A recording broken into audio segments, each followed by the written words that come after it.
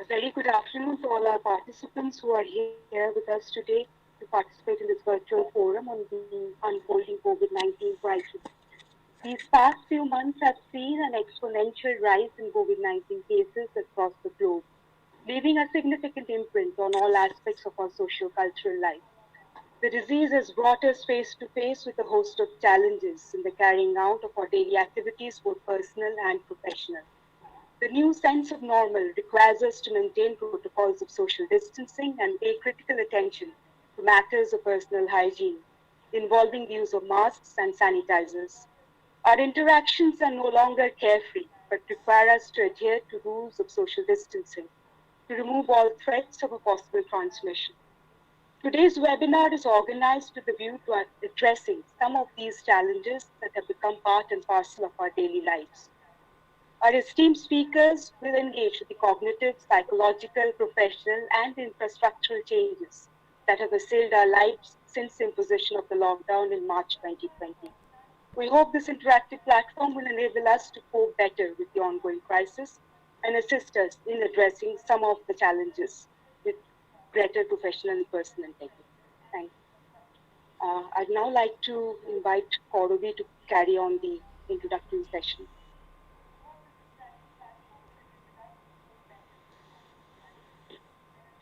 Hello, am I audible? Hello? Yes, you can. On behalf of the IQAC cell, Shami Dhananjay Das Kachiya Baba Mahavidyalaya, a very warm welcome to all our esteemed speakers, resource persons, and participants. The title of our webinar, Vital Interventions, Society and Culture in a Post-COVID Universe, seeks to underscore some of the pressing challenges that define the present moment, both in academia and beyond. I am Kauravi Vishwas. I will be co-hosting this event with my colleague Shati Sinha. We would like to briefly run you through the program schedule and introduce our speakers. On behalf of the college administration, we have with us today Sri Gorapada De, President, Governing Body, Shami Dhananjay Das Kachiya Baba Mahavidyalaya, Professor Kakali Ghosh Sengupta, Principal, Shami Dhananjay Das Kachiya Baba Mahavidyalaya, and Dr. Mohua Bandopadhyay, Coordinator IQAC, Shami Dhananjay Das Kachiya Baba Mahavidyalaya. We are honored to have with us today our esteemed guest, Professor Devnarayan Bandopadhyay, Honorable Vice Chancellor, Bankura University. As our resource persons and experts, we are delighted to share this virtual platform with Professor Kalidas Mishra, retired Professor of English, Shambhalpur University, Dr. Aparna Chakraborty, Joint DPI, Education Directorate, and Professor Bashubi Fraser, Edinburgh University. Without further ado, I would like to invite Professor Kakali Ghosh Sengupta to deliver the welcome address. Over to you, ma'am. Thank you. Thank you very much, dear colleague. Good afternoon. Should I start now? Yes, ma'am. Should I start? Yes, ma'am. You can audible. Okay. Thank you. Hello, everybody. Good afternoon.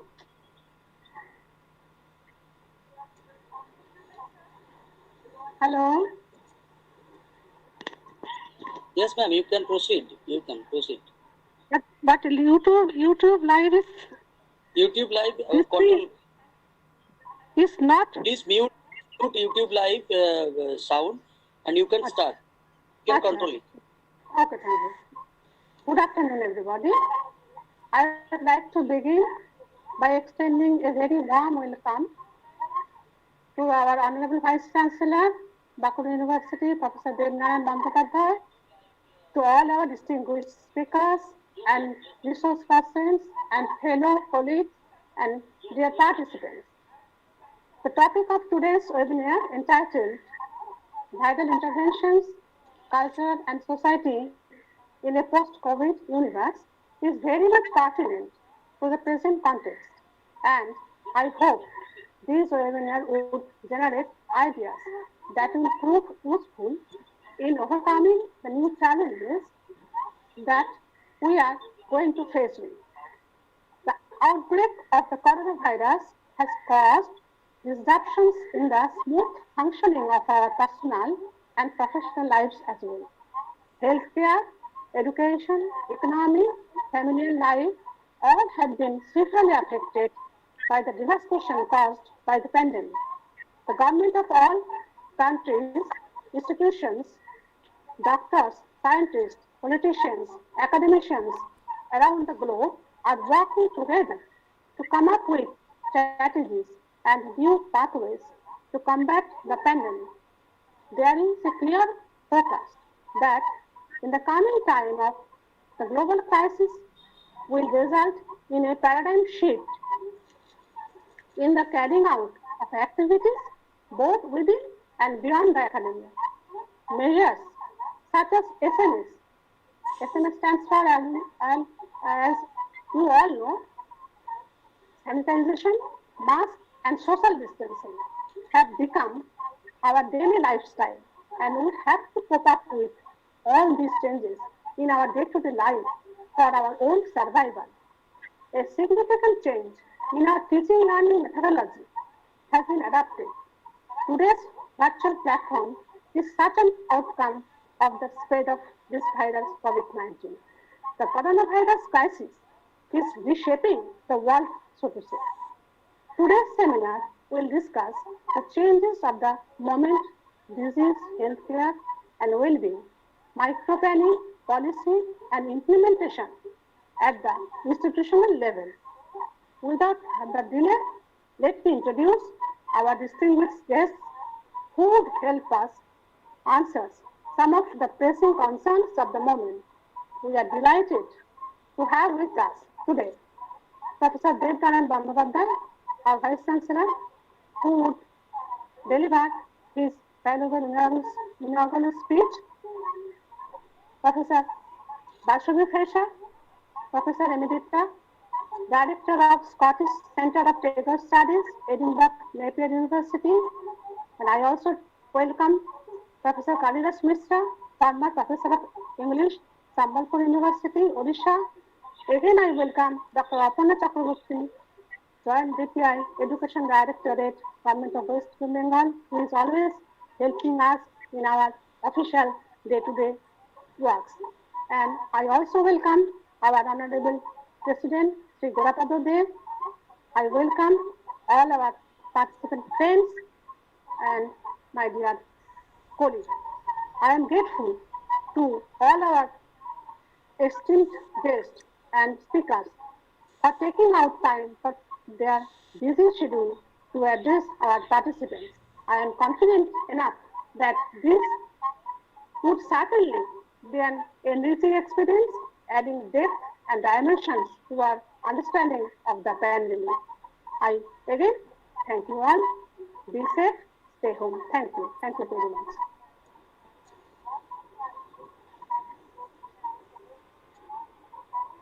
Thank you, ma'am. Thank you for your wonderful welcome address. I would now like to request Sri Gorapada Dev, President, Swami Dhananjay Das Kathia Baba Mahavidyalaya, to share his views on the COVID crisis.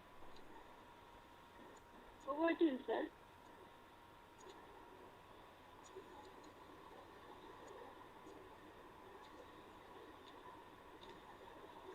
With due regards, Dr. Kakoli Ghosemgupta, patron and principal of our college, Swami DDK Mahavidyalaya. As president of this college, I express cordial congratulations to Honorable Dr. Devdanand Bandyopadhyay, Vice Chancellor of Pankura University. Then I welcome to Honorable Dr. Aparna Chakraborty, Joint DPI, UGC, Education Directorate, Government of West Bengal. Welcome to Honorable Kalidas Mishra, retired Professor of Sambalpur University. And I convey my cordial congratulations to Honorable Basobi Fraser, Founder Director, Scottish Centre of Tagore Society, Scotland. Only foreign speaker of this discussion, and all the members of the organizing committee and participants of this discussion. Pandemic COVID-19 has taken many lives and will take so many lives throughout the world. It is the system of the universe, so-called smooth social and economic systems prevails are interrupted by pandemic disease such as cholera, pox, Spanish flu, etc., or by natural calamities like cyclone, earthquake, etc. At a regular interval, it may be 50 or 100 years. The COVID-19 will end in near future definitely by the invention of vaccine and medicine. But the furious COVID-19 will change the world in every aspect. In case of education, in case of employment, in case of economy, in case of social and cultural pattern of our society, and so on and so on. Already change in cultural sector is being observed. The actor and actress are using masks and keeping safe possible distances at the time of their acting. So many changes will come in cultural and social sector.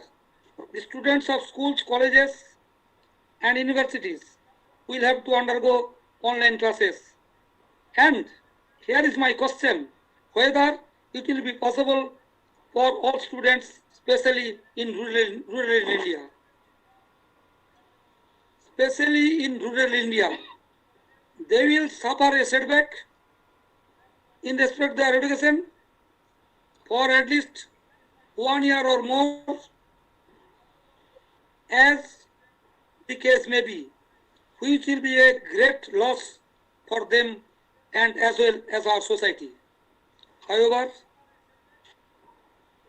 we shall have to face those problems in a bold manner with cold head. I wish a grand success of this program. That's all. Thanks to all.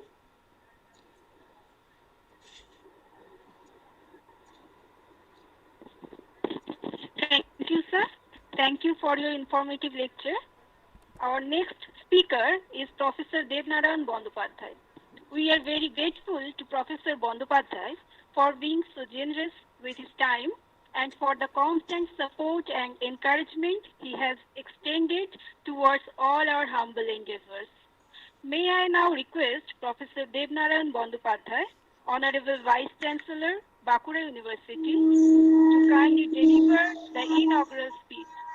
Over to you, sir. Thank you very much. Am I audible? Am I audible? Yes, sir. Yes, sir. Yes, sir. Yes, sir. Yes, sir, audible, sir. Thank you very much. I was a little late in joining the webinar because I wanted to join through my laptop, but somehow it did not work. So I am doing it from my mobile set, and it is working here, as I can see. And as I entered, I found the Honorable President, Sri Gurupadu De, giving his very valuable lecture.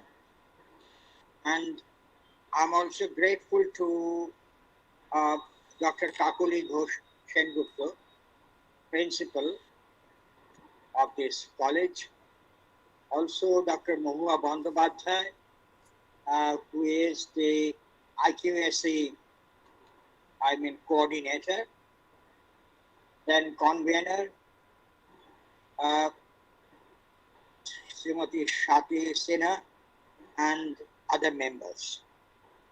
I'm really grateful to all of you for organizing this significant uh, webinar, especially uh, on the envisioning of a post-COVID society.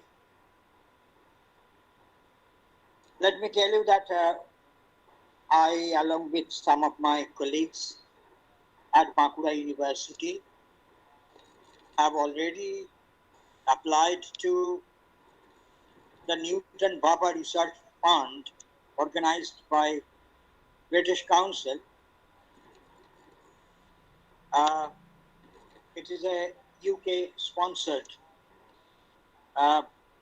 funding where we have already already submitted a proposal for envisioning the new reality in a post-COVID world. So I think that what we are trying to do in our funding application is very, very much similar to what we were doing. So it is a very timely and very important webinar which tries to recapture the problems of society and culture, their interactions in a post-COVID world. We still don't know what this post-COVID world will be. But we can understand that we are going to encounter a new kind of reality. We can see that we can see whatever we are experiencing. We can see that there are many distinctive changes in our responses, in our behaviors. I've been reading in different newspapers that some people went to some other places, and when they came back, although they are safe and secure, not affected by the disease, but still are not allowed into their household. So we can see that there is a kind of isolation that is being created. But let me tell you that it is not very unique. It had always been there with human society. So that's why I was reading about it, and I found that in the 5th century BC, there had been the outbreak of plague in the city of Athens. And in the city of Athens alone, 1 lakh people died. We also know about the frequent outbreak of plague in London. I remember actually took place in 20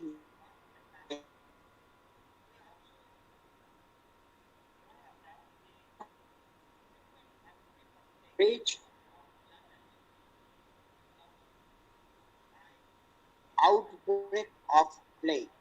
Even if their exams were over, they imprisoned almost in the University of Cambridge.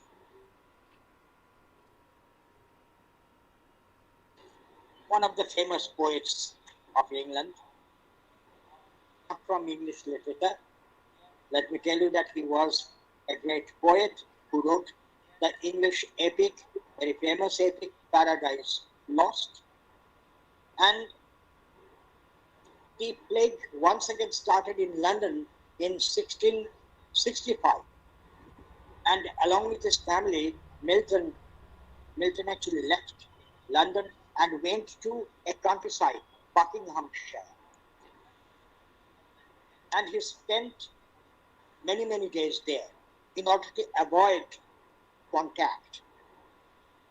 So therefore, you can see that it's not new. In Bengali also we say, Mari niye ghar kori.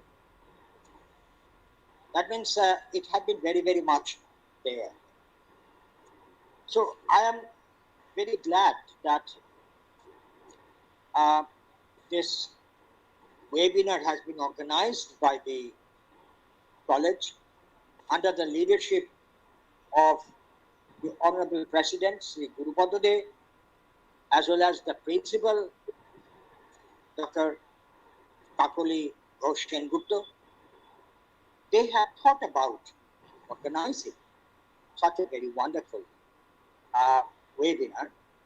I have been inaugurating different other webinars in different other colleges, and there I simply found the problems of economy, the problems of the disease related with the disease, how to combat it, etc. etc. But it is a webinar with a difference because it wants to put together two very important aspects, culture and society. So I'm sure that this will be a very significant webinar, and I once again thank the college, all the members of the college, the principal, the president, the convener of this webinar, the coordinator of IQSD, all the members of the college, all the staff, the technical team, the students, everyone. I really feel glad and feel very proud of this college that they have ventured on this wonderful webinar. Thank you very, very much. Thank you very much.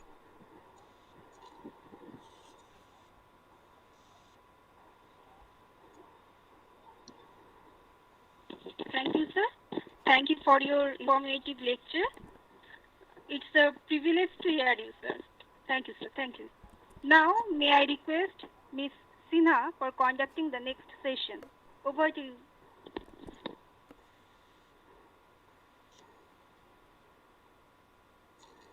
A note to all our participants, do feel free to drop your comments and suggestions or queries in the chat box, which will be taken up in between the lecture sessions.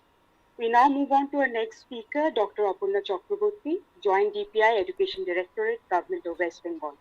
Prior to her current designation, she was engaged as an associate professor of English at Government Teacher Training College, taking courses both at the B.Ed and the M.Ed level. Some of us have had the opportunity to interact with Professor Chakraborty as an administrator, but we are very glad to have her with us today as an educationist and academician. May I now request Dr. Chakraborty to kindly deliver a talk on community spaces and social relations with a special focus on pedagogical and methodological changes that the English literature classroom has undergone since the onset of the COVID crisis. Professor Dr. Chakraborty.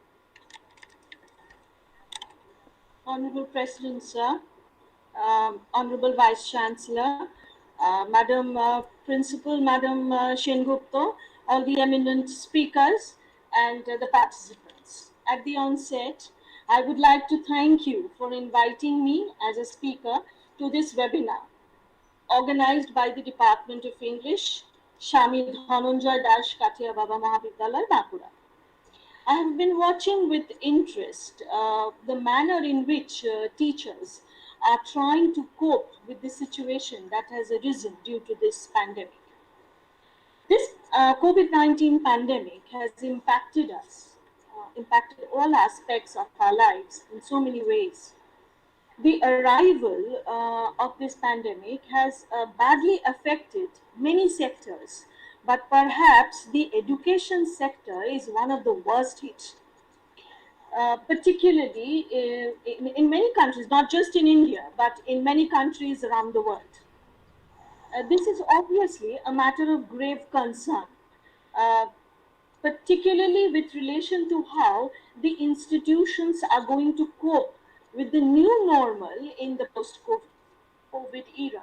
So this is my humble take on what is going on.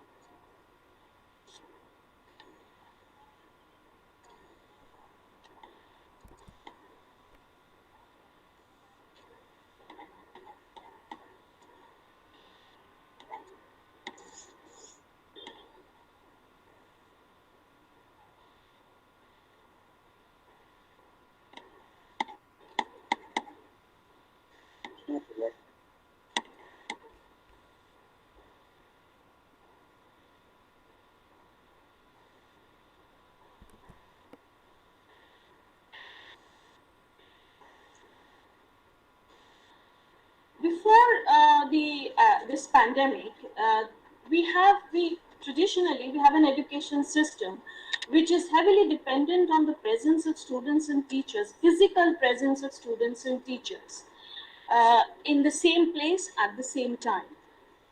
That we have a system that is completely dependent on the concept of direct instruction, and contact time plays a very important role in what we consider teaching learning.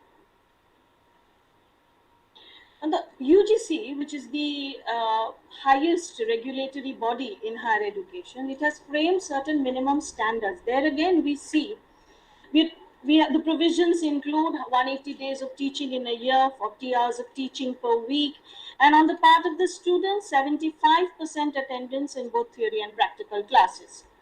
Now, these regulations imply that we have about 45, 50, 1-hour classes held in the classroom where both students and teachers are required to be physically present. These regulations have certainly been breached during the COVID-19.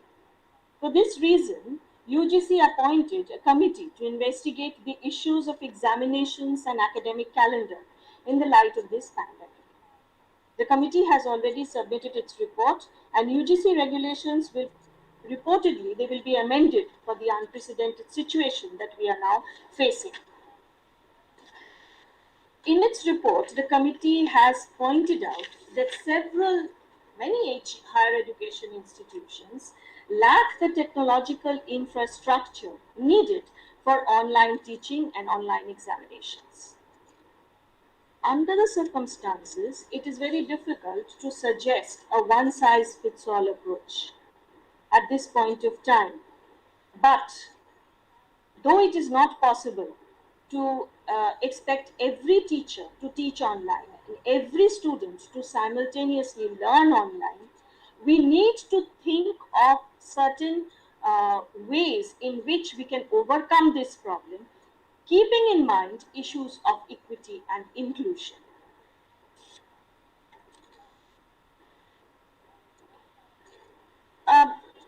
During this current crisis that we have, based on advice from different quarters, many institutions have started online classes. We are well aware of that.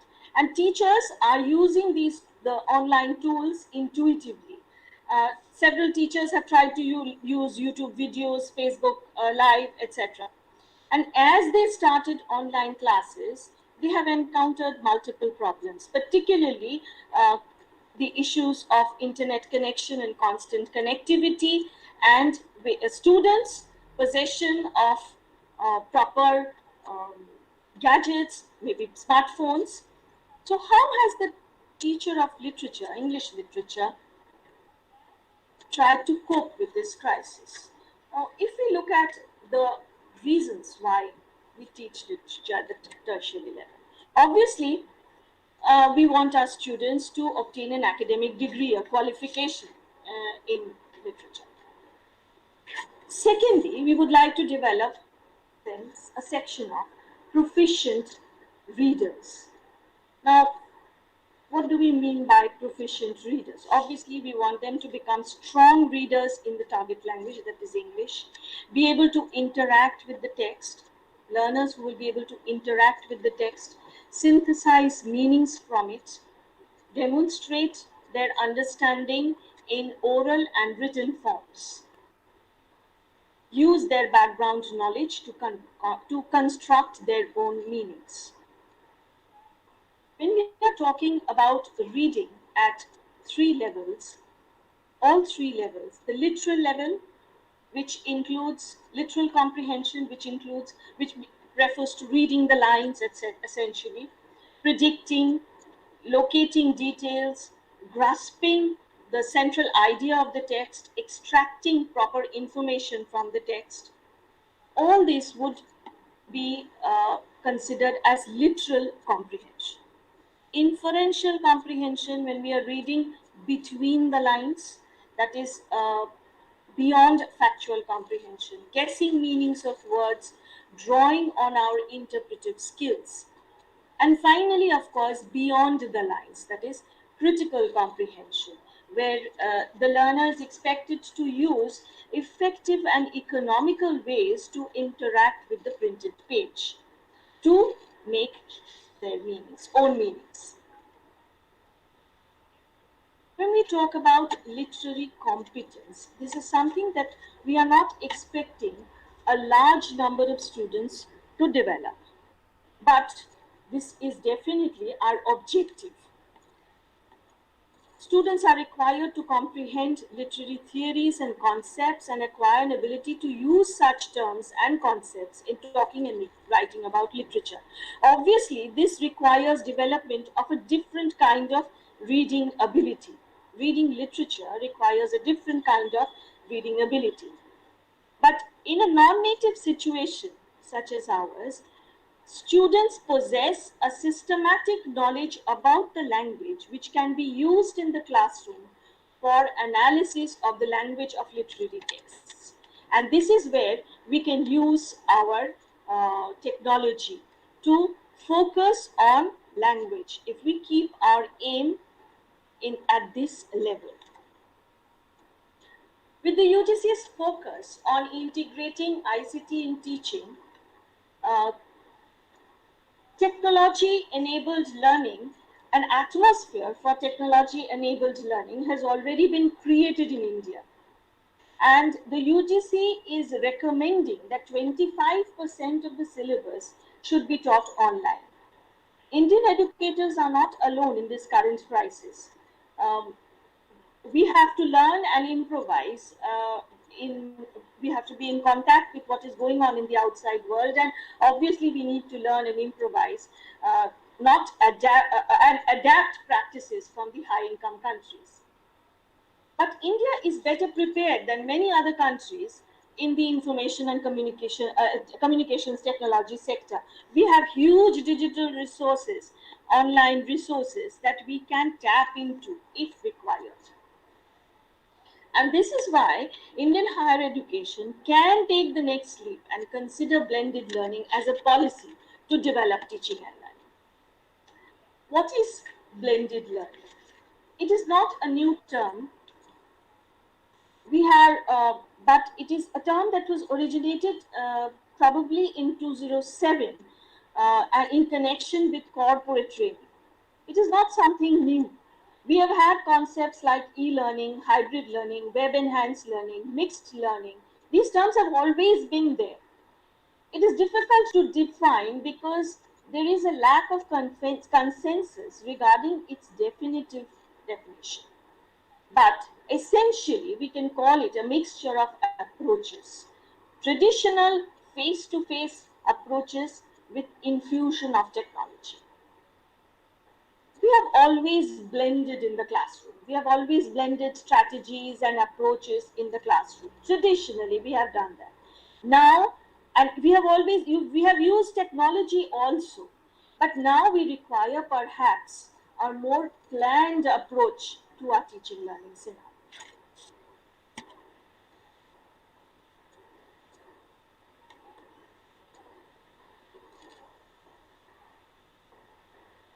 By planning, when I talk about planning, I mean blended learning.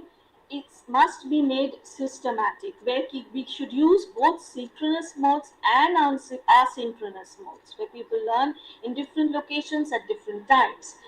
By this I mean video conferencing, live chats, streaming lectures, etc., using a proper schedule. What are its advantages? Well, essentially, it will save time. We can have a part of it taught physically in the classroom, and a part of the lecture, part of the teaching can be done online. So obviously, it will save time. It reduces personal contact. In today's scenario, this is very important to reduce personal contact, yet ensure teacher availability. The delivery is flexible, including different kinds of modes. In a literature classroom or in an English classroom, we have shy learners who are afraid to express themselves. Technology can be used to give voice to the shy learner. We can, another advantage is that we can give learners a lot of self-access with supervision, of course, but we can give them materials to which they can access on their own. The disadvantage, of course, that generation we have today in our classrooms are very much at ease with the online culture. So this kind of teaching should appeal to them if we can make it interesting. Integration of videos and multimedia makes it more interactive, makes the class more interactive in less time. There is a lot of, we can use it to enhance collaboration, collaborative learning. And of course, we can rethink our feedback to make it more individualized. What is the role of the teacher? Now, blended learning sees the role of the teacher and technology as complementary. It implies that learning takes place away from the confines of the classroom and yet helps to develop independent learners. Technology and the teacher, they perform different roles, and technology is the medium that helps to teachers to perform better. Suitable infusion of technology in the literature classroom can give it a different dimension. While teaching English literature, it is the job of the teacher to help establish contact with the experiences of others of a foreign culture. Technology can help to create this contact and make the text more accessible. How? Now, these are the ways that it can help us. Now, firstly, maintaining interest and involvement by using a variety of activities.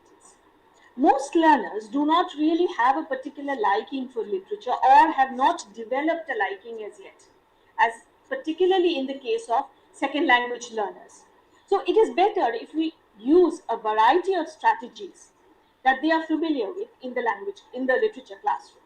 And online activities relieve the boredom and can be used for purposes to ensure involvement of the learner. The printed page can often be a very cold and uninspiring medium of communication and can appealing only to the intellect. Our job as teachers is to create a world of imagination that appeals not only to the mind but also to the heart. Technology can help learners picturize and add color and warmth to the printed page. Organizing collaborative work. Reading a literary text, as we all know, is an intensely personal experience.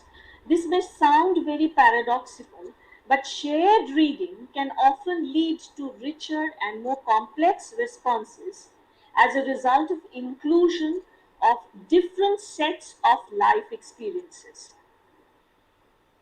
Working with members in a group can help us share life experiences and understand a text in multifarious ways. It can also help one another, members of a group can also help one another by lessening the difficulties faced by more weaker learners. For example, one member of a group can supply a more appropriate meaning of an important word and thus make the job of meaning construction a shared one. Online collaborative activities are far more conveniently organized than physical ones. Helping students to explore their own responses. As I was saying, that it helps to develop autonomous learning, independent learning, but along with it, To the shy learner in the English literature classroom, technology gives a voice and helps him or her to develop, express, and value his or her own responses. Using English as the target language. Now, this is a major problem in the sense students get very little exposure to English outside the classroom. Technology can provide, can act as a resource where English, particularly in countries where English is taught as a second language, to use language and get more exposure to the language. Integration of language and literature. Now, blended learning, what we are advocating here is essentially a blend of language and literature using technology and focusing more on the linguistic aspects of the text as we teach. Thus, the learner will learn to unconsciously observe linguistic features that contribute to meaning making. Attention will be drawn to specific words, phrases, punctuation, grammatical features which are used in the text to convey meaning. The teacher's role will be that of a guide, helping the learner develop a response instead of imposing his or her own responses, but also to introduce and explain technical terms to offer probable and multiple explanations.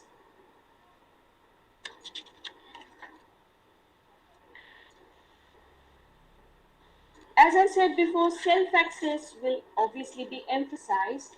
Learners should make use of the technological resources like video, audio, and the internet under the supervision of the teacher. Students, it is expected, will become more active recipients and therefore active readers. They will interact with the text, with fellow students, with teachers, and become good learners, good readers and good learners, and learn to deal with the literary text on their own. What do we mean in terms of infrastructure and preparation? Well, essentially we need well-prepared and motivated teaching staff. Perhaps we need more training in this respect, and that we should give our staff more professional support. Students too use their gadgets for entertainment purposes. So therefore, to use it for learning purposes, teaching learning purposes, they require more technical support and guidance and more tutoring, so to speak. Students will also require guidance on how to learn independently at their own pace, especially within the online learning environment. We are expecting very responsible learners. Higher education institutions require infrastructural and service support to create technological readiness for blended teaching learning. And finally, a culture of sharing of blended teaching learning practices should be developed and nurtured. Thank you.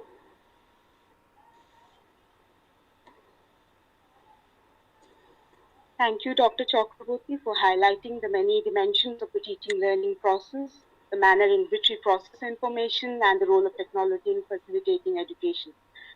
We'll just wait for a couple of minutes and check if there are any questions in the drop box from the audience.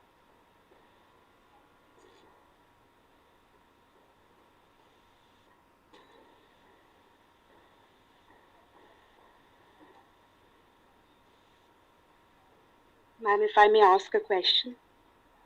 Please. Ma'am, when you're talking about remote teaching, what would be the impact of remote teaching on a discipline like humanities? Because it's based on views that are shaped based on collective interaction in the classroom, and that has a completely different flavor from technology-oriented teaching, where you can debate and interact. And be more spontaneous in a way. Okay, let me make this very clear. I'm not talking about remote teaching. I'm expecting that after this, all this is over, we have to look forward, and after all this is over, there will be a certain amount of personal contact. But perhaps we will require to reduce this amount of personal contact for reasons that are beyond our control. And we have to think of ways in which we can use this personal contact and technology to make the learning more, teaching learning more fruitful. Yes, ma'am. So we are Is it looking okay? forward to yes, ma'am. We are looking forward to a blended teaching approach in a way where we can like balance both offline and online modes. And then the other question that I have is there is an increasing corporatization of education with the installation of surveillance systems and maybe inclusion of technology to a degree which may not be convenient for all in terms of accessibility and other issues. So how do you cope with that challenge? Because Corporatization, you mean the technology aspect? yes, ma'am, there's You the can learning change has become more that. technology oriented, I guess. Hmm? In a No, way, we are dependent on digital technology, on the internet. So that links up to the corporate sector, and many people may not have access to the internet or may not no, be able to afford that is a that. very good point that you have, that infrastructural support has to be provided to the Yes, learner. Without that, we cannot think of any kind of online learning. And whether we will do it in the college premises itself, that again we have to think of. yes, ma'am. And then the other aspect that I was thinking about is how do we compensate the quantitative aspect? In offline mode of teaching, we can mention a specific number of hours, but when it comes to online teaching, we have to make it a more condensed coursework. We cannot go ahead with maybe a very prolonged, expanded uh, teaching session because of No, it technological has to be constraints. compact. Yes, it has to be Right. compact. It has to be compact. Well, thank you very much for being with us today. And now we'll move on to our next speaker. We are very fortunate to have with us today educationists having engaged in scholarly ventures across both national and international platforms. Professor Mishra was a postdoctoral Fulbright Fellow at La Salle University, Philadelphia, and Colorado State University, Fort Collins, USA. He was a Shastri Indo-Canadian Faculty Research Fellow in 1996 at the University of Manitoba, Canada. His articles and poems have been published in journals of national and international renown, some of which include Indian Literature, New Quest, Four Quarters, and Journal of Contemporary Thought. Professor Mishra's talk is entitled Life and Living in the Time of COVID-19. I'd now like to invite Professor Mishra to address our participants. Sir.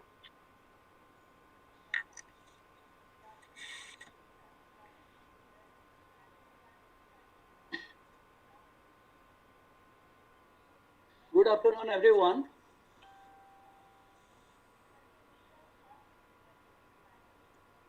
Esteemed Principal Dr. Kakoli Ghosh Sengupta,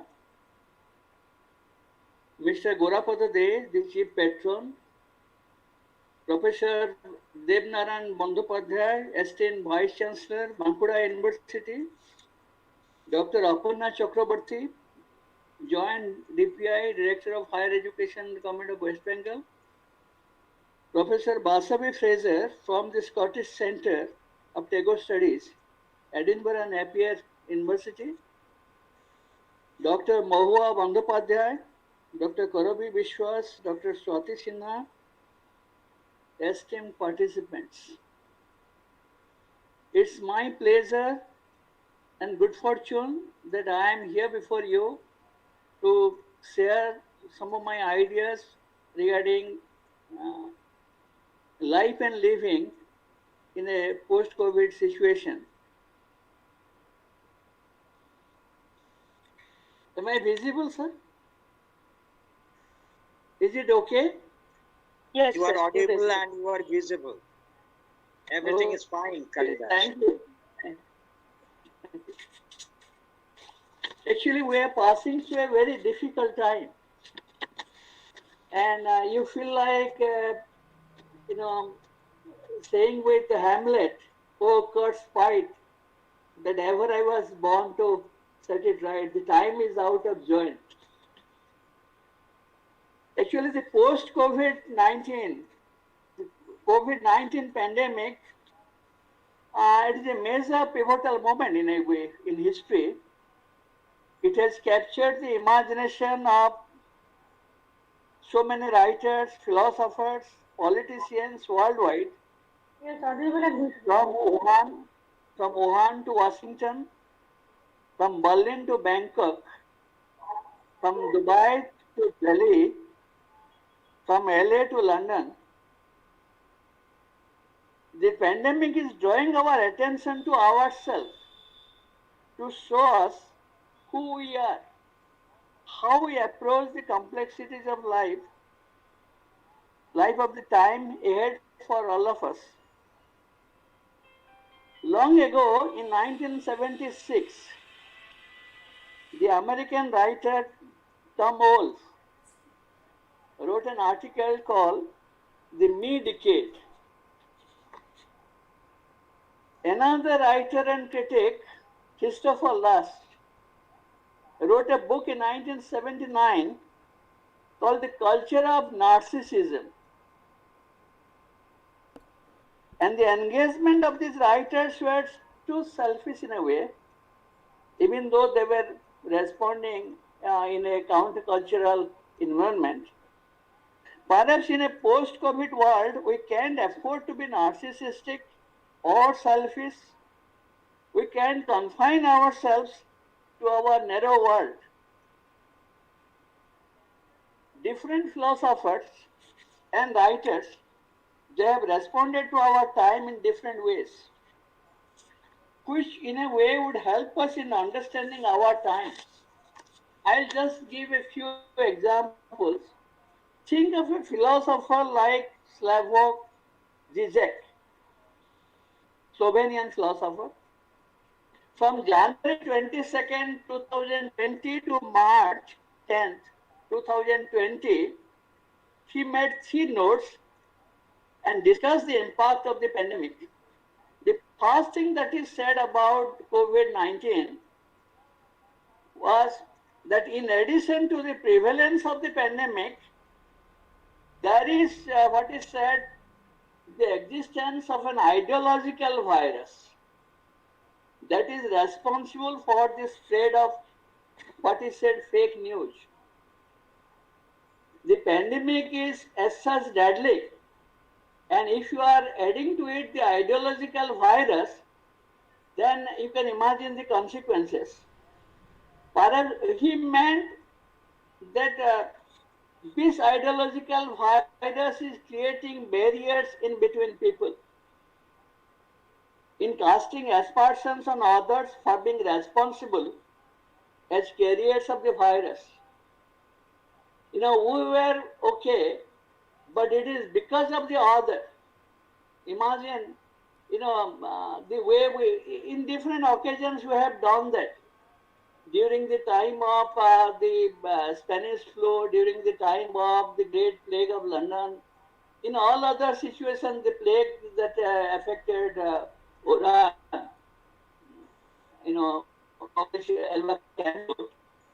always virus had come from outside, and people who are responsible, they always, cast aspersion on them because of the case, because of the personality, because of the link. They are not very much superior, they are inferior to us. And that is, we have to live with that, we have to contend virus, along with the real virus that is very much affecting us. Jesus also spoke about the return of what he termed as capitalism animism, the phrase that he used, the return of capitalism animism, which instead of worrying about the loss of lives, is concerned about losing the profitability of financial markets. Some of the countries are more interested in preserving, in getting the profit, in in a way in sustaining the profit of the marketplace and not much caring for the, USA can be a burning example. Even now, there is this tussle going on between the president and the federal states. More than 39 states are suffering. The cases rising, but debate is going on whether to use marks in public or not. Whether you have to go for marks because it goes against personal liberty. So that sort of a thing. As a sociologist and a philosopher, Zizek concern is for human life, lives of all human beings, and he puts it above the capitalist system. So we have to think in those terms whether life is precious or the capitalist market is precious. Whom to preserve? And thirdly, Zizek was talking and suggests about a local structure for coordination. That is the most difficult thing. Perhaps very much like a communism-based model. Maybe it is a sort of idealistic model that he has shown. But what he meant was there should be some sort of harmony, some sort of coordination, some sort of, say, concordance. So far as, fighting the virus is concerned among the people of the world, among the countries. Jesus also wrote a book, Pandemic, COVID-19 Shakes the World. That is what he wrote. Pandemic, COVID-19 Shakes the World. And there he writes, we live in a moment when the greatest act of love, is to stay distant from the object of your affection. When toilet paper becomes a commodity as precious as diamonds, that is what he said. Our priority should be not to economize, but to help unconditionally, irrespective of cost, those who need help, to enable their survival. To help those who need help, and we have to come forward without looking into the profit factor. He writes, and there is another article that he wrote. The title is Barbarism with a Human Face. And there he describes ruthless, survivalist measures enforced with regret and even sympathy. It is like telling you, you are above 60, we can help you, we are sorry. When it comes to, sustain the life of someone who is above 60 and who is young, sorry, we can give enough attention to you past 60, you are an old man, 4 years and so on, and that is this young person. Think about that. And enforced with regret and even sympathy, but legitimized by expert opinions. Some such debates are going on in countries like Italy, for example. And another philosopher, Giorgio Agamben, Italian philosopher, and sees in this ongoing crisis a sign that our society no longer believes in anything but bare life.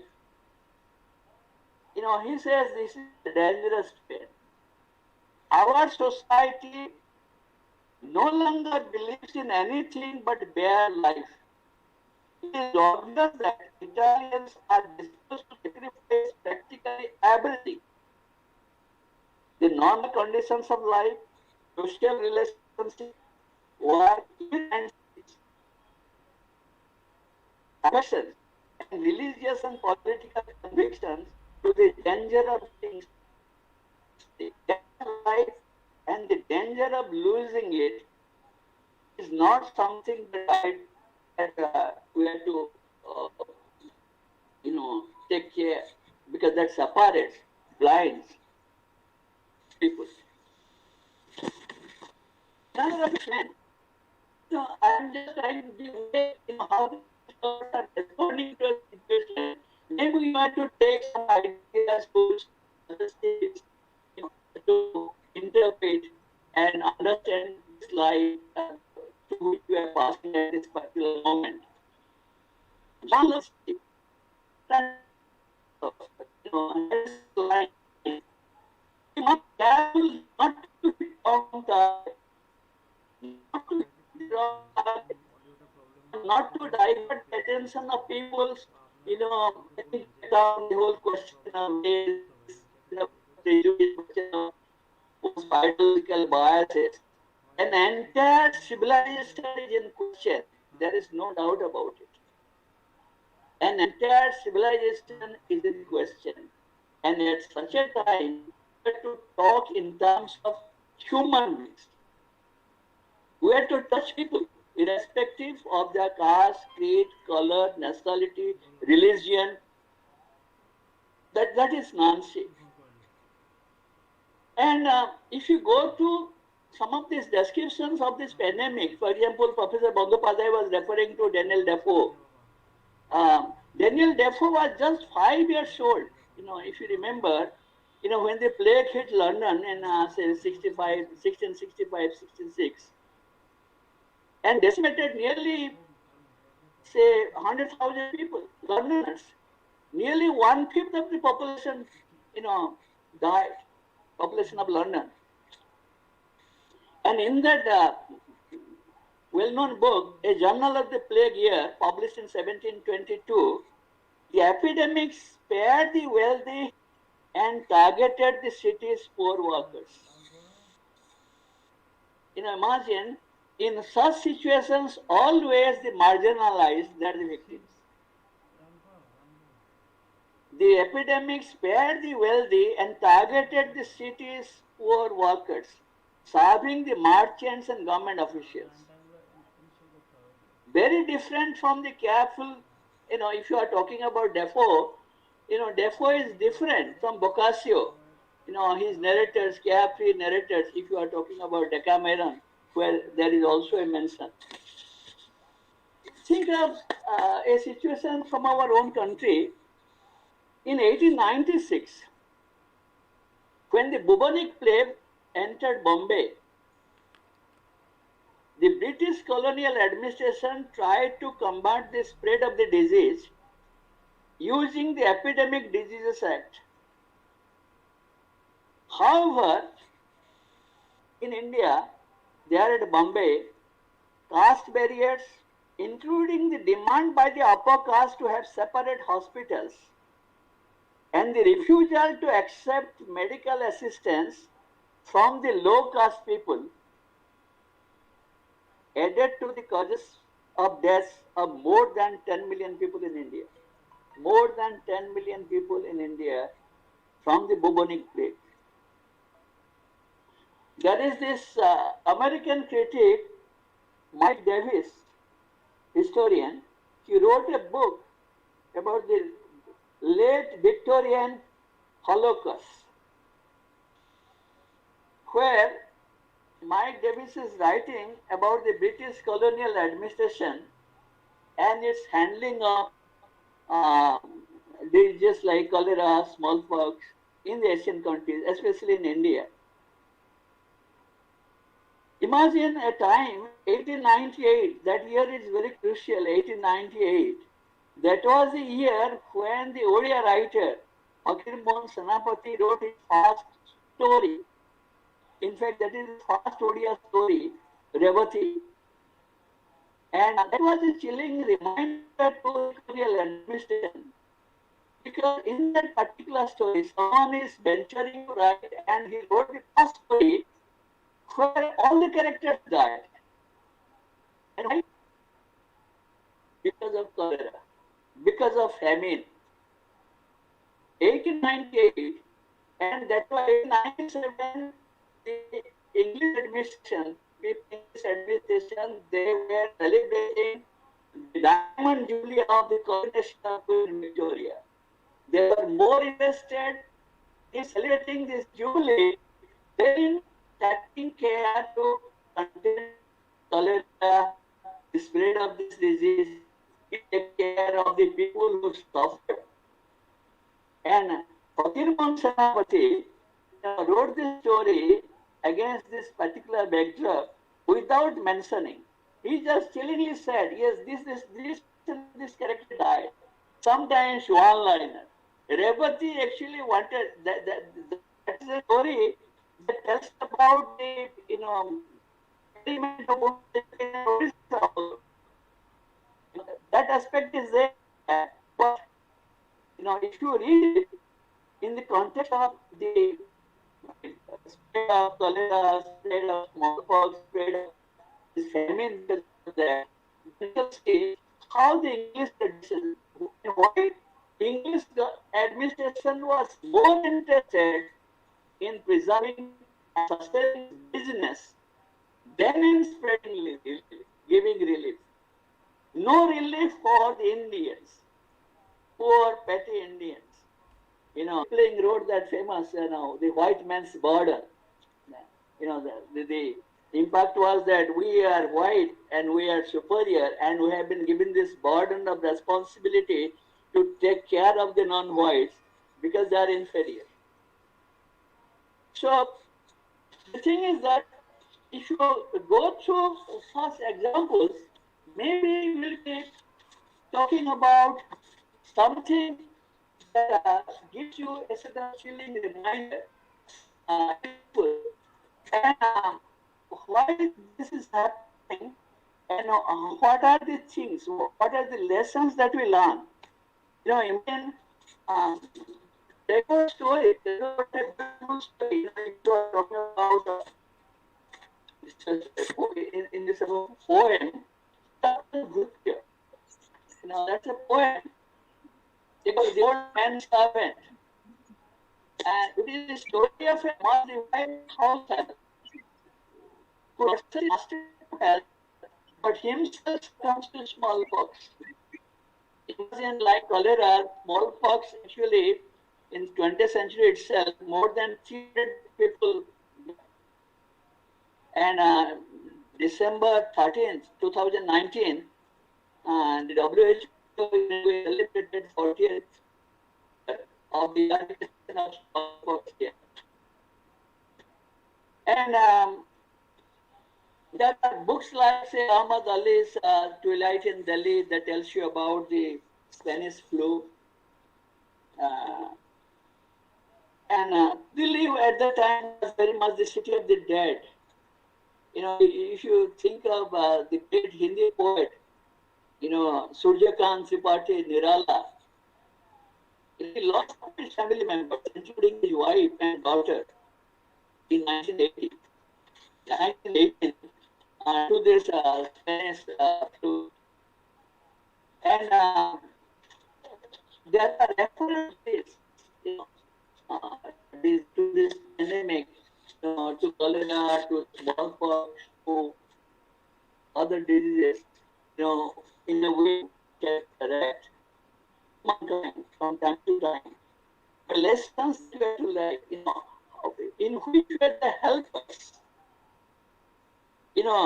Instead of creating narrow domestic wars, in between people, perhaps maybe it can bring us together, or we can be victims of isolation.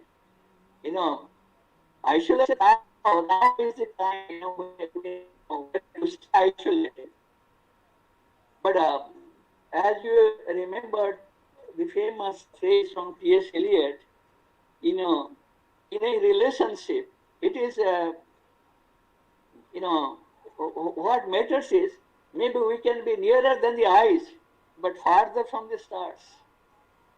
So better stay isolated, but better stay very close. And that famous, speech, William Faulkner, that short speech that he gave before the Swedish Academy, there, to go through that, there he speaks about this, the prevalence, the dominance of the old universal virtues, dominance of the old universal virtues like love, honor, pity, charity, compassion.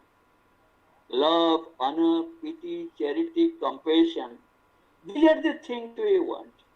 And he ends that speech with a very optimistic note that we are not just to exist, we are not just to say survive, we are to prevail. We are to prevail. Mankind is to prevail, not just to sustain itself. And in a post-COVID situation, if we surrender, then we are lost. The best thing is to love one another. Imagine famous line from W.H. Auden, let us love one another or die. So a post-COVID situation demands love from all of us, togetherness from all of us, empathy from all of us. Isolation, but staying together, maybe no. Living together, yes. Existing, okay, also living. We may be far away in space, but we shall be very close in time. So with these words, I thank principal and the coordinators, organizers of the college, Sri Dhananjay Kasewad College, and thank you everybody, dear esteemed participants. Thank you. Thank you, sir, for that informative lecture, drawing references from so many other socio-political contexts that once again stresses the global nature of this pandemic. There are some technical glitches, and for some of the audience, the voice is not clearly audible. So we'll try and move on to the next session. And once we wrap up the conference, we can take up questions. So I just request Korobi to please invite our next speaker.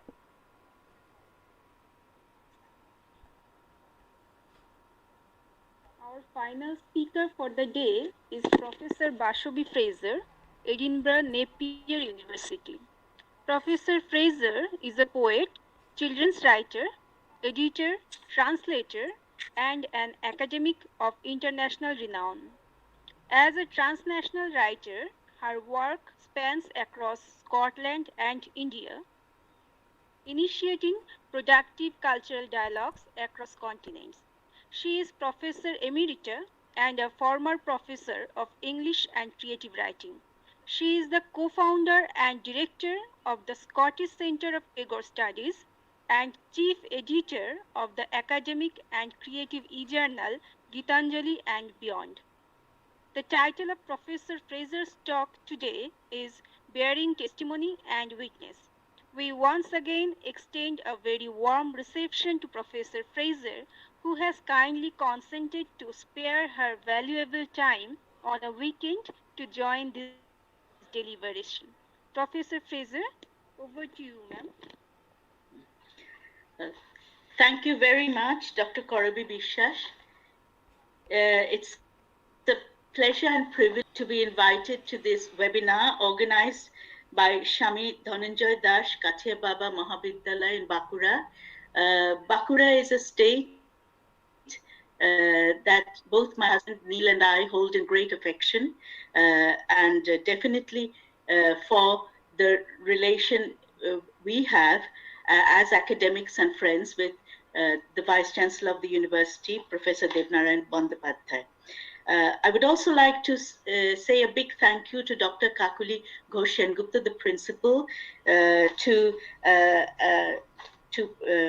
the joint DPI, Dr. Chakraborty, the chief patron, Gorapada De, Dr. Kalidas Mishra, and Dr. Shati Sinha, Dr.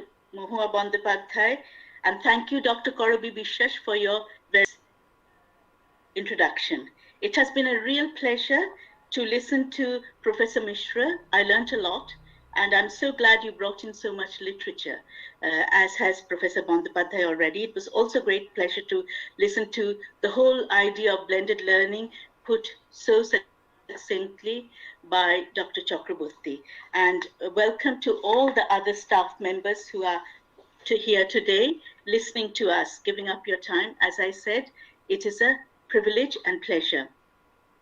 The symposium reflects on COVID-19 pandemic and its impact on global and local societies, with far-reaching effects on lives and livelihoods and the economic implications of the situation. In the concept note is the stress on the rural economy, which caught my eye. The education system, which Dr. Chakraborty, Professor Bandyopadhyay, and Professor Mishra have already been talking about, and with intervention from Dr. Sinha. And the health infrastructure which affect our social fabric today as we face this pandemic. The peripheral in the grassroots takes center stage at this webinar, which actually comprises 70 to 90%, depending on regional realities, of the world's population, who have been beyond the consideration and concern of the neoliberal push for free trade, creating what Anu Jalais describes, and she says this with reference to the Indian context, the disposable citizens, a term that is applicable to all the ultra-poor groups who can challenge the power of the uber-rich, in a resistance coming from below in the global south as they become alert to the crushing power of the global north. So this paper will look at how this may be possible if we have a more democratic intervention. This paper focuses on the disposable citizens who are at the receiving end of environmental violence and deserve environmental justice if human life is to continue on this planet. And I agree with you, Professor Mishra, not just to survive, but to prevail. The land they cultivate, the forests they sustain, are being denuded by the concerted lobbies of big oil, big coal, weapons manufacturers, industrial agriculture and mining in the name of development, leading to the rising number of the dispossessed. This study will look at the role of writer activists and environmental satyagrahis whose voices make us aware of what Rob Nixon has called in his book on slow violence and the environmentalism of the poor, which is at the forefront of today's considerations.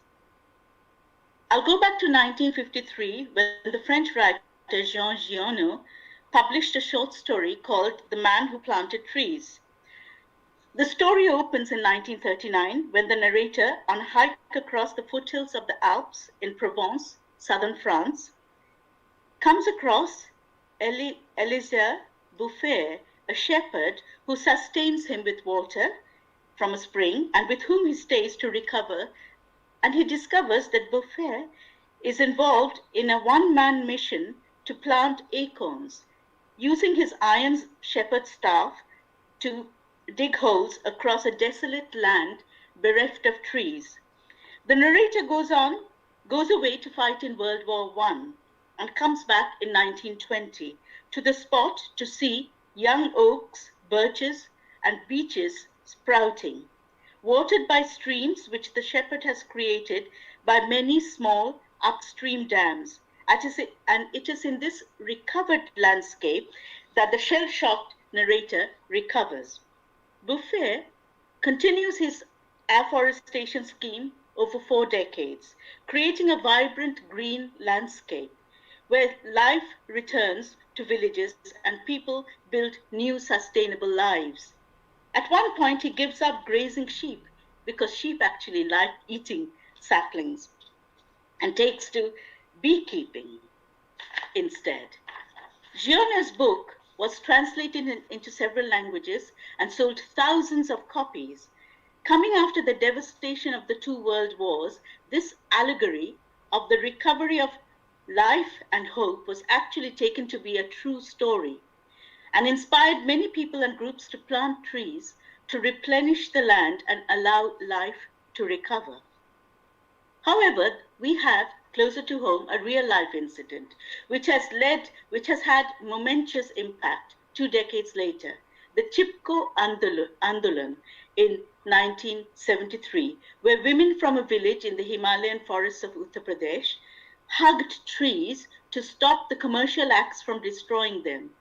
Chipko means to embrace.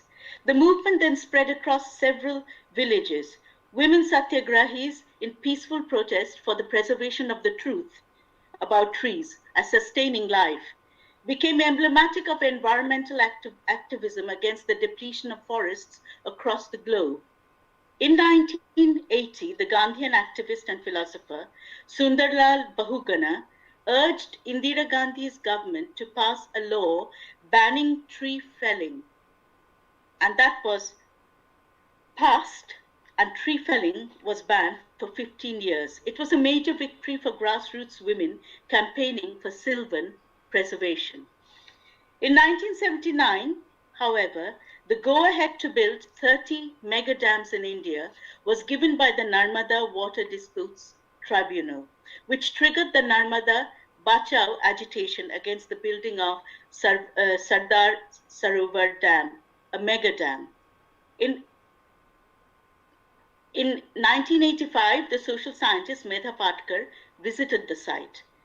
And realizing the scale of the threatened devastation to lives and livelihoods, she gave up her PhD program and decided to devote her time supporting the peaceful protests with the villagers who adopted the same method as the Chipko women satyagrahis and found champions of their life and death cause with Patkar and Baba Amte.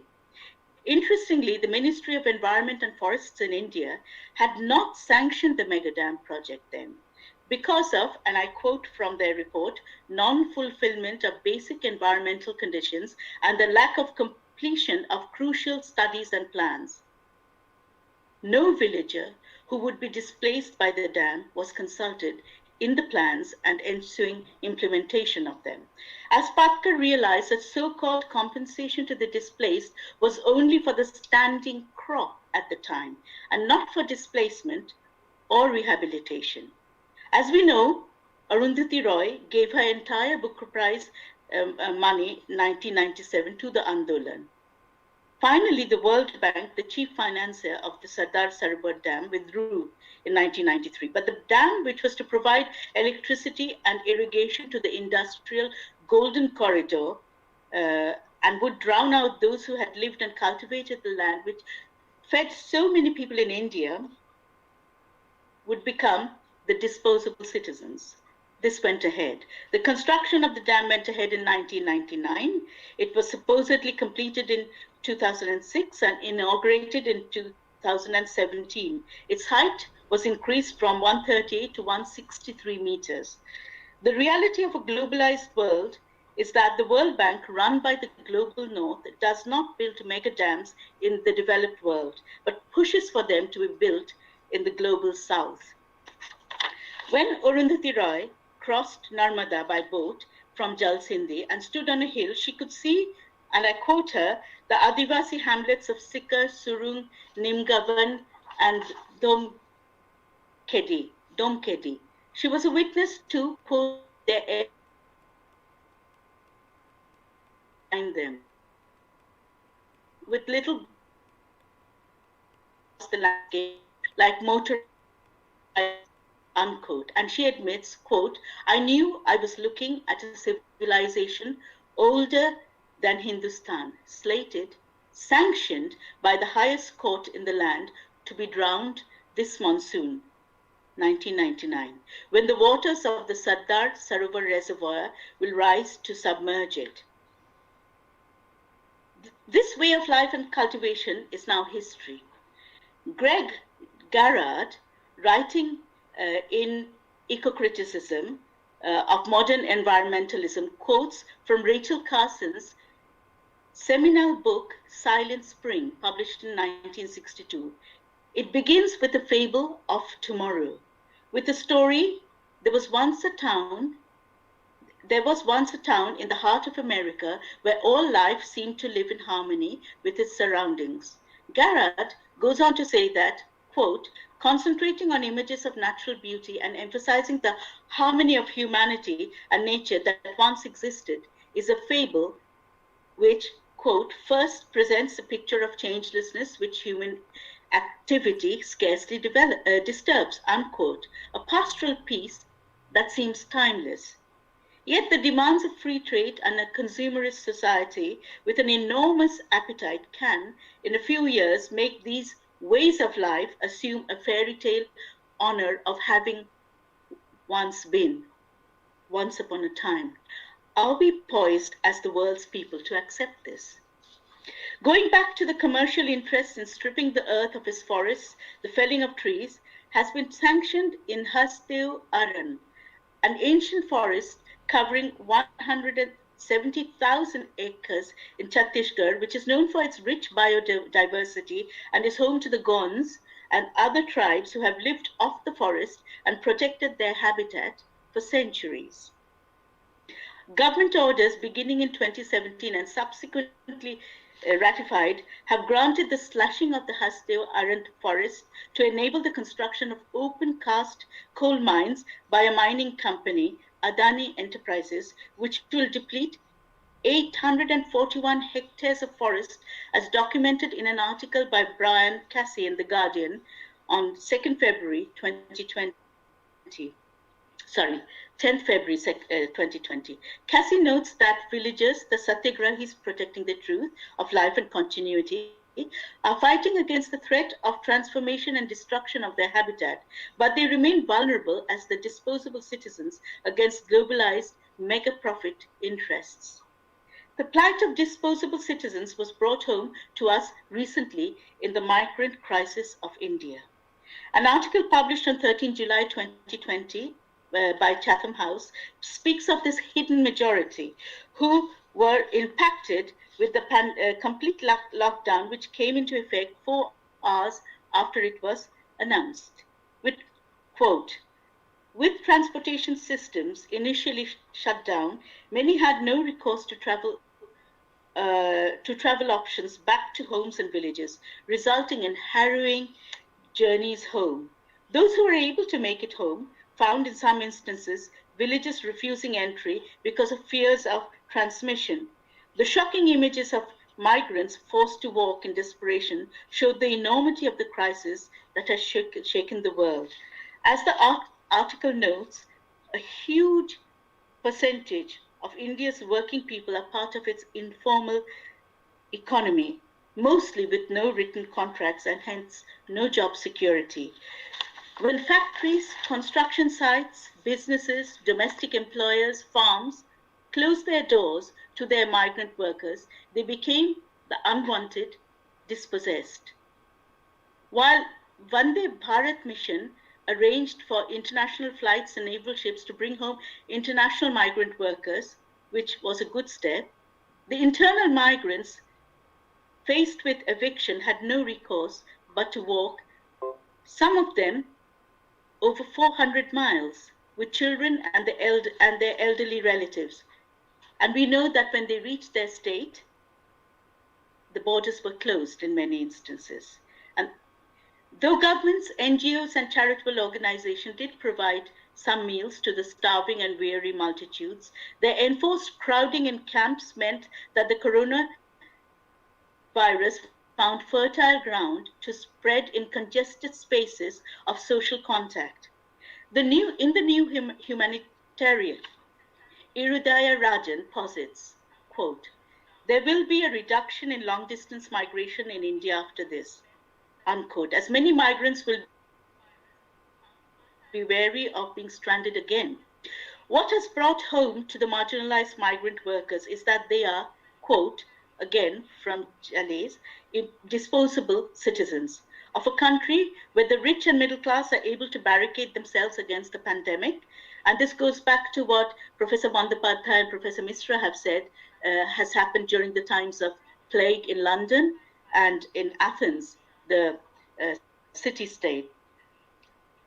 Who can barricade themselves against the pandemic, leaving the working class. What is most likely now is that having confronted untold hardship and destitution, they will prefer to stay close to familiar support networks in their villages. The rising number of COVID cases in India shows how uncontainable the disease is. The UK has the highest incidence of deaths from coronavirus cases in Europe. So how did we come to this?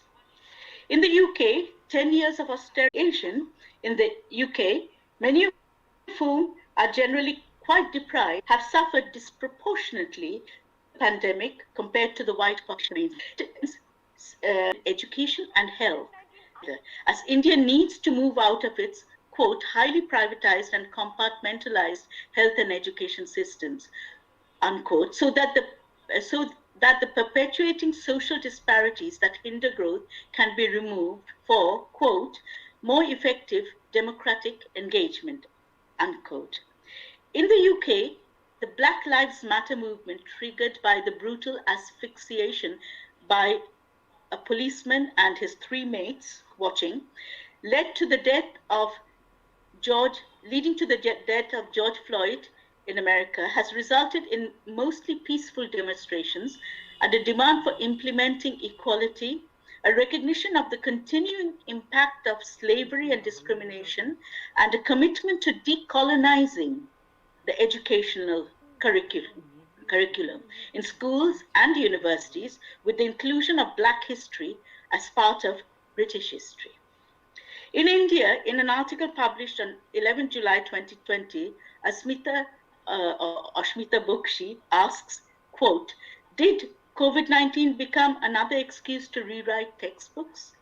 And notes, quote, with chapters on secularism, citizenship, nationalism, federalism, demonetization, goods and service taxes, and India's foreign relations with neighboring countries getting the axe, the move is contentious, unquote. Pradyumna Jairam, a PhD candidate at King's College, London, is a former teacher of history. She notes that the chapter on partition introduced in 2005 gave, I quote from her, a nuanced understanding of partition, where, I quote again, partition was humanized as it brought in the everyday struggles and fears of ordinary people, Hindu, Muslim, Sikh, and also introduced the horrific nature of violence against women in particular.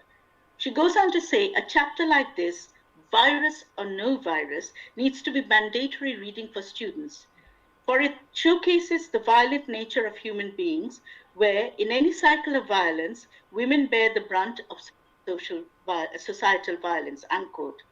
Other topics which have been removed during the pandemic from the school curriculum include various social science topics like population, democratic rights, food security, forests and wildlife, gender, religion and caste, popular struggles and movements, entire chapters of history, political science subjects like federation, citizenship and secularism, geographical topics like climate, natural hazards and disasters, and under business studies, demonetization. The list is long and troubling, and I hope I'm wrong that this is not going to happen.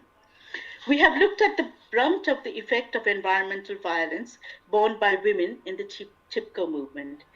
Their dedication to the truth and sanctity of trees has created the slogan, and I love this slogan, what do forests bear? Soil, water, and pure air. Their poet, the Chipko poet, Ghanshyam Raturi, has immortalized the ideology that drives them in this earth-protecting battle. And I read a stanza from his poem. Embrace the trees and save them from being felled. The property of our hills, save them from being looted. In her essay, The Ladies Have Feelings, So Shall We Leave It to the Experts, Arundhati Roy asks, why am I called a writer activist? And she answers her own question, noting that after The Goddess of Small Things, she wrote 3 political essays against nuclear tests, big dams, and, I quote her, the privatization and corporatization of essential infrastructure like water and electricity. She reserves the right as a writer of fiction to also write non-fiction. which are her political essays based on painstakingly undertaken investigative research. And as I speak, one writer activist who has been in jail, a poet and a human rights activist, is now in hospital with COVID-19, Varvara Rao, and his treatment is crucial. And he's 80 years old. Is he a disposable citizen for us now? Living in Scotland, I would like to refer to Patrick Geddes, the Scottish educationist and environmentalist who said, "By leaves we live," which is the motto of the Scottish Poetry Library. And in the same vein, Rabindranath Tagore went back to the model of the Tapovan, the forest hermitage tradition of ancient India, for his school in Shantiniketan, as he wanted his students to, I quote Rabindranath, realize that they are in a scheme of existence where trees are a substantial fact as living trees, unquote. He says this in my school. He introduced the ceremonies of Brikkhoropon and Holocaustion, the tree planting and plough ceremonies, respectively, folk customs that sanctify life and growth and agriculture in his institution. Dr. Peter Daszak, who is preparing the assessment report for the Intergovernmental Science Policy Platform on Biodiversity and Ecosystem Services, says, I quote him, "Rampant deforestation, uncontrolled expansion of agriculture, intensive farming, mining, and infrastructure development, as well as the exploitation of wild species, have created a perfect storm for the spillover of diseases," unquote. Spillover of diseases from the forests. So he confirms that, and I quoted from him, "The fate of environmentalism and the character of the biosphere itself will be shaped in decades to come by the tension between what Ramchandra Guha and Joan Martinez Alia have called full stomach and empty belly environmentalism, the comfortable few against the disadvantaged millions." In his recent book, Food, the Growing Challenge for Human Survival, my geographer father, Professor Vimalendu Bhattacharya, says, I quote from my father, "Food happens to be the greatest challenge today, almost threatening human survival in the face of growing environmental challenges, unfavorable for sustaining the productive process. Food is closely linked to the productivity of agro-ecosystems, directly depending on their continued viability, providing the overwhelming majority of crops, livestock, feed, and livestock. As such, agricultural land plays a vital role in agro-ecosystems and altogether covers 28% of the world's land area. Primary land and forests need our protection for human survival and sustainability." I'm now going to go back to the Nigerian writer-activist Ken Saro-Wiwa, who used his pen power as an environmental activist, leading a peaceful protest to protect his Ogoni people against the onslaught of their environment by big oil. Shell and Chevron, who worked with the Nigerian government, pouring, and I quote from Saro-Wiwa, "poison into the land, streams, and the bodies of the Ogoni people, the disposable citizens of a globalized world dependent on oil." Saro-Wiwa was executed with 8 other activists on 10th November 1995. But before his murder, he said, quote, "The men who ordained and supervised this show of shame, this tragic charade, are frightened by the word, the power of ideas, the power of the pen. They're so scared by the power of the word that they do not read. And that will be their funeral," unquote. We have to let our children have the opportunity to read, to be informed. So can the micro minorities like the Ogoni, the Chipko, the Gons, and the Narmada Valley Adivasis, with the discriminated Black and ethnic minority communities who together comprise 70 to 80% of the world's population, who through their labor in rural and urban settings definitely do not drain our economies, but continue to sustain them? Can their empty belly environmentalism dismantle and dissipate, quote, the ongoing romance between, and here I'm quoting from Ken Saro-Wiwa again, the ongoing romance between unanswerable corporations and unspeakable regimes, unquote.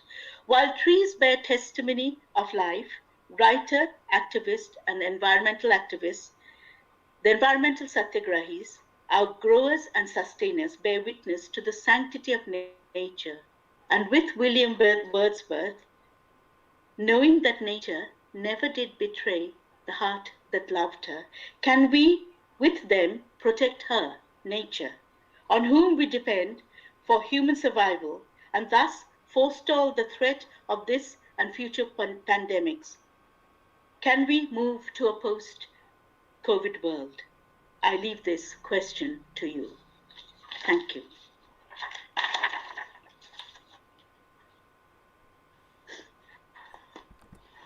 Thank you, ma'am. Thank you for your excellent deliberation. It is a great privilege to have you with us and looking forward to have you in near future. Thank you, ma'am. Thank you. We can now have an interactive session. Now I would like to request Shati Di to conduct this session. We can wait for a couple of minutes and then, or if any of the participants would like to pose a question.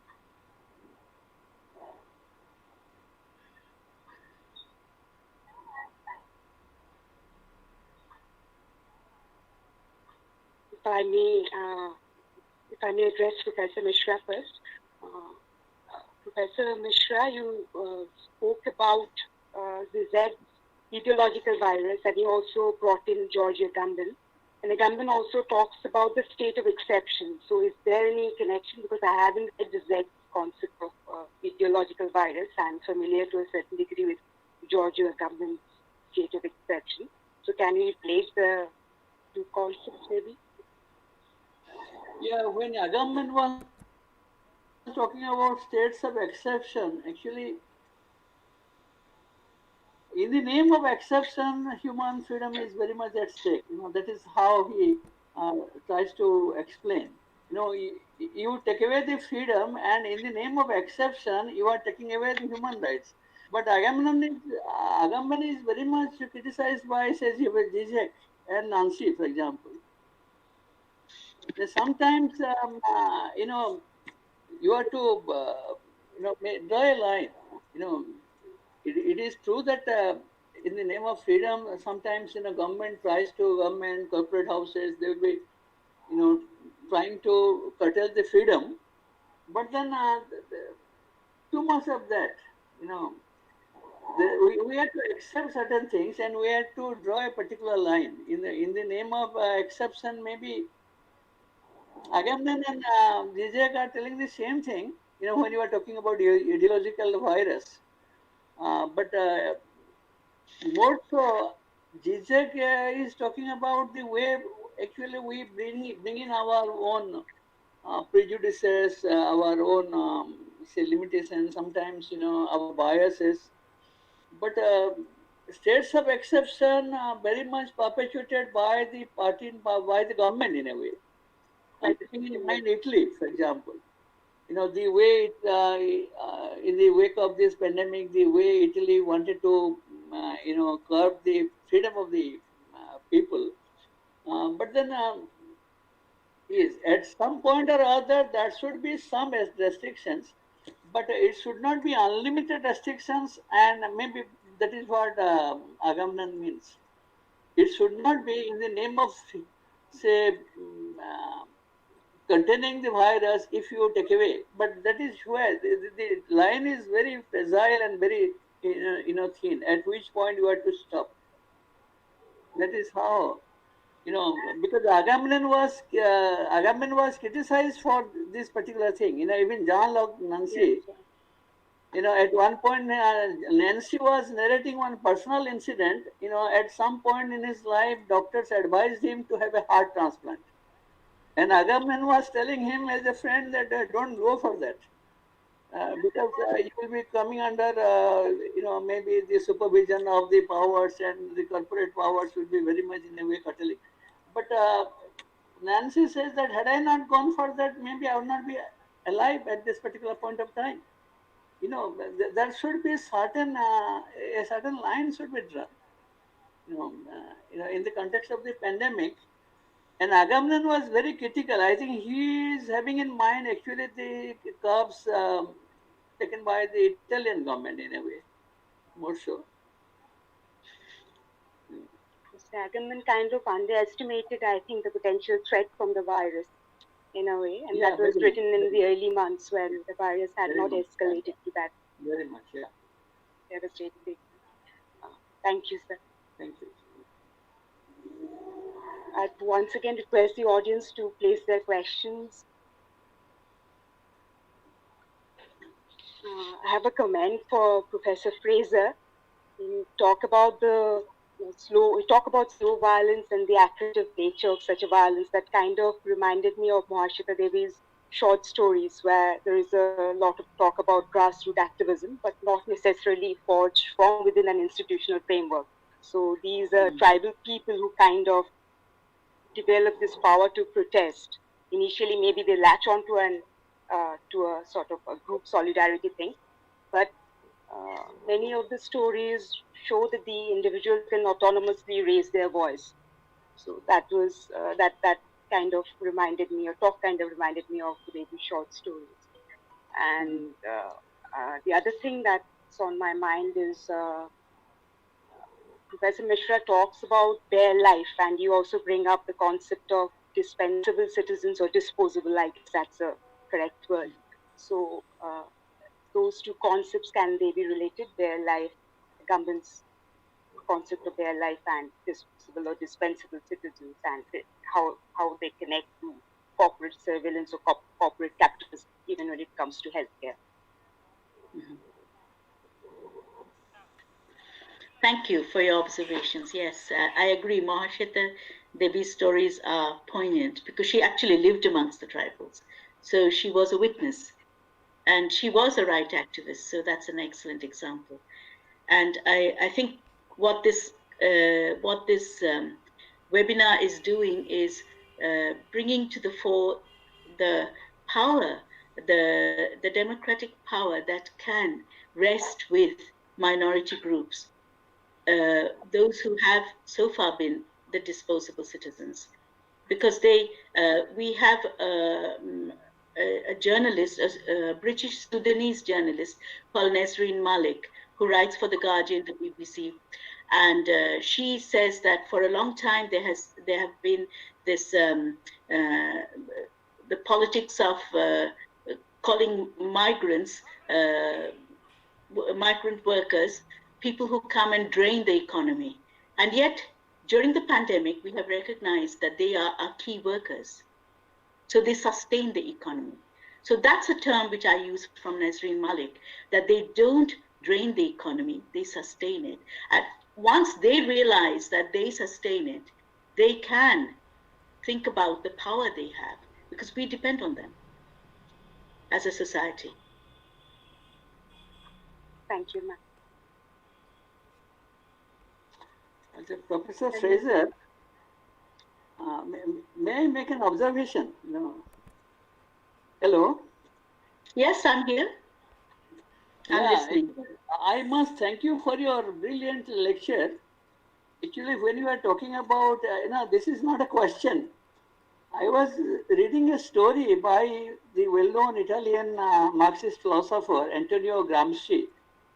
Yes. I would just like to share the stories, short stories, titled The Mouse and the Mountain. Are you familiar with that, madam? The Mouse and the Mountain? I'm familiar with his prison notes, yeah. I'm not familiar with the story, so do share it, yes. Yeah, it is just, it will take 1 minute. The child is asleep, and there is this glass of milk on the table, and the mouse comes and spills the milk. The child gets up and cries, and the mouse is concerned. Then the mouse goes to the goat, and the goat says that I don't have milk because I don't have grass. Then the mouse goes to the field, and the field is dry. Field says, I don't have grass because I don't have water. The field is very dry. Mouse goes to the well, and the well is also dry. Well says that I don't have the right stones. So the mouse goes to the mountain, and the mountain was very much dry. And then there is some sort of a deal with the mountain.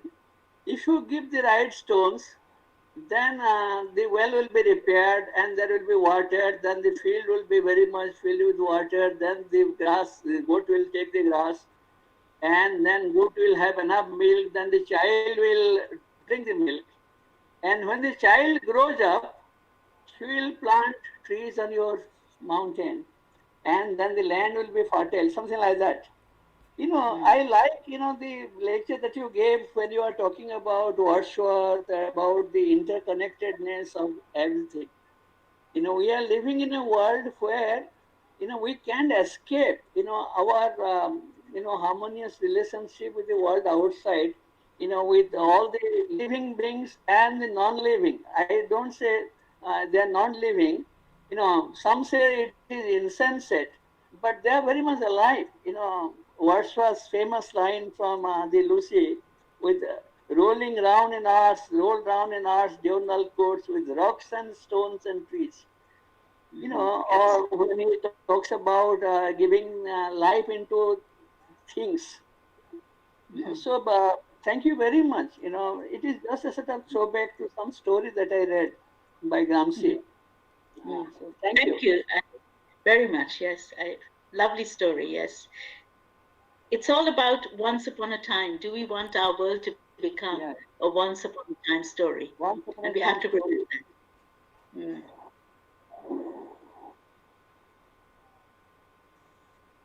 There is a question in the chat box. I'm not too sure who it is addressed to.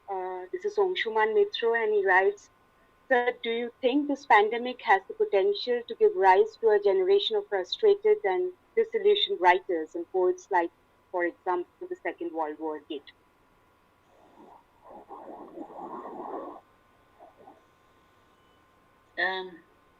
Professor Mitra, do you want to take it first? I can answer after that. What is the question? Repeat, please.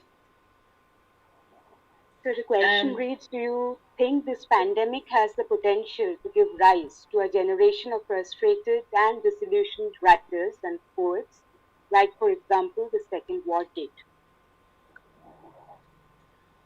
Yes and no.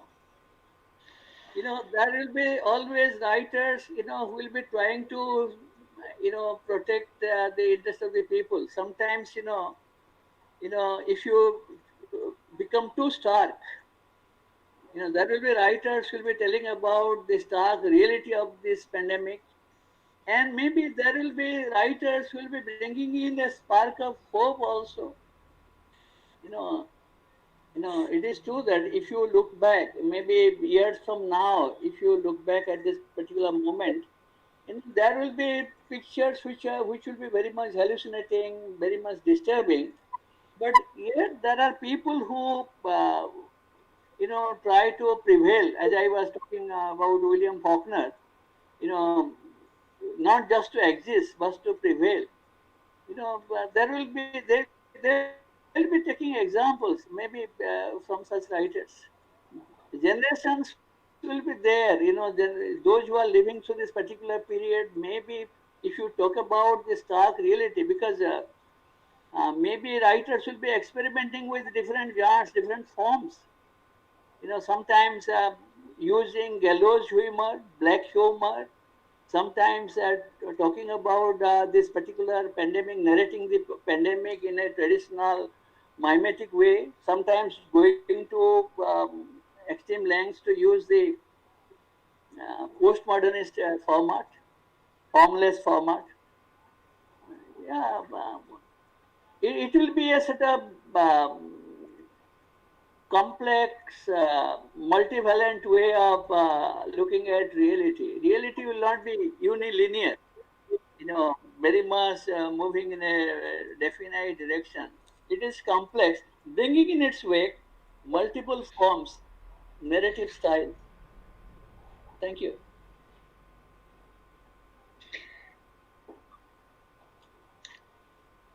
Would you Thank like you, sir. Professor Fraser, if you might add. Sorry? Yes, please. We're okay. Yes, I think that all writers are embedded in their time. They make literature, literature makes them, they're part of culture and society, so they will reflect the times. They cannot escape them. In fact, writers, even when they write fantasy, are rooted in reality. Just as, and writers will be political because they will take a stand, whichever way appeals to them. There will be new genres, but more than anything else, I think what the very nature of a pandemic, its global reality, has brought the world together on a common platform. People will not be writing from just their narrow corners. They will be reaching out. Writers will be talking to each other, I think. A whole new movement is on the march already. There have been so many webinars, so many poetry collections, so many web interventions from writers on this pandemic. There have been new blogs coming up every day. So I think the writers will be reflecting the times, but they will also be reflecting a time when the world came together, and both the have-nots and the haves of the world came together. And hopefully that will create an intervention in literature that that actually does not have the same hierarchical structures that we have seen so far. And hopefully that is the future if there is a post-COVID world. I personally would love to see a post-COVID world, but I think the writers are also going to now be informed by scientists, not scientists who are not speaking for repressive regimes, but scientists who are speaking from humanitarian concerns.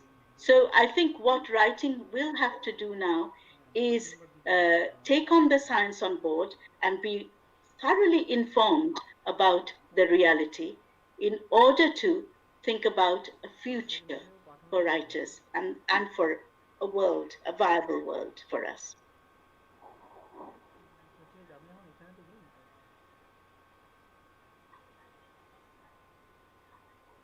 Thank you, ma'am. I think that sort of answers the question. I think we now move on to the end of the session. I'd like to call Dr. Mohua Bandyopadhyay, Coordinator IQAC Cell, Shami Dhananjay Das Katia Baba Mahavidyalaya, to kindly deliver her vote of thanks. Dr. Bandyopadhyay.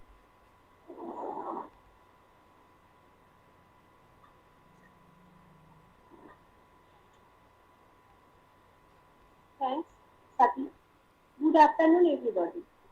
Respected our Honorable Vice Chancellor, Professor Devnaran Bandyopadhyay, respected President of Swami Dhananjay Das Katia Baba Mahavidyalaya, Mr. Gorapada De, our Principal Madam, Dr. Kakuli Sengupta, our most valued invited research person, convener and host Pratisina, and our co-host Corodi Biswas, all teaching, non-teaching and technical staff, and all dear participants in this webinar. As all events comes to an end in life, so is our webinar. On behalf of Swami Dhananjay Das Katia Baba Mahavidyalaya, it's my pleasure to have been requested to deliver a vote of thanks to all dignitaries assembled here. I would take a few minutes.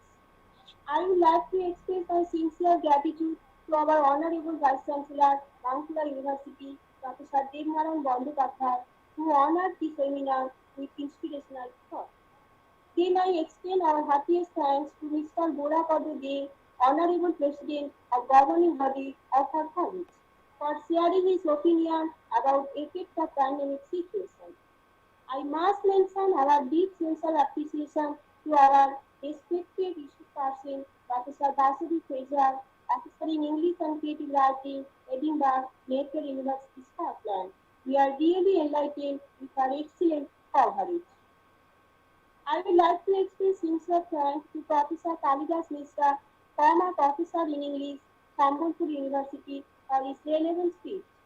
Further, we are grateful to Dr. Aparna Chakraborty, Joint DPR, Education Directorate, West Bengal Vikas Bhavan, Calcutta, for our findings and opinions with explanatory speech. A big thanks to our respected principal man, Dr. Kakuri Sengupta, for her encouragement, motivation, and enthusiastic support.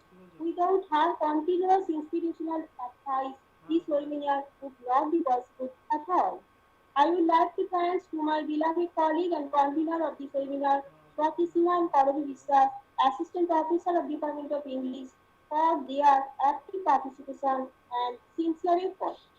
I wish to express sincere thanks to all our members of organizing committee, especially to our technical team member, Mr. Satyajit Roy, accountant of our college, Mr. Malay Protihar, NSS Purbo Bardhaman, for their perfect logistic support and all-out cooperation for making this endeavor a resounding success. I also congratulate to all teaching and non-teaching staff for their smooth planning. Last but not the least in importance, our dear participants, many thanks to all for their sincere cooperation. I earnestly request you to fill up their feedback form sincerely so that we would like to come back with more and more relevant and interesting webinars in future and expect your participation. I would like to officially end this event. Now, national anthem will start. Please stand up. Thank you.